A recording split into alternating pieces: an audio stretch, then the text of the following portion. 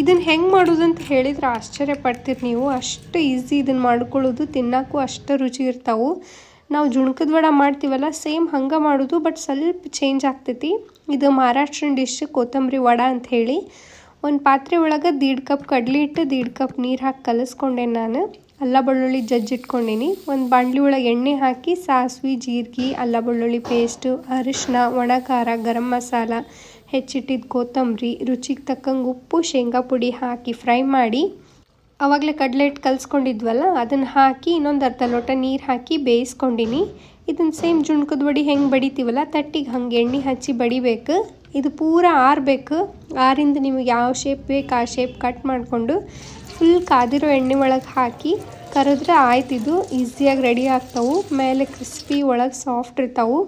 ನಾನು ಸ್ವಲ್ಪ ಸ್ಪೈಸಿ ಇರಲಿ ಅಂತ ಮೇಲೆ ಉಪ್ಪು ಖಾರ ಹಾಕಿದ್ದೆ. ಒಂದು ಸಲ ಟ್ರೈ ಮಾಡಿ ನೋಡಿರಿ.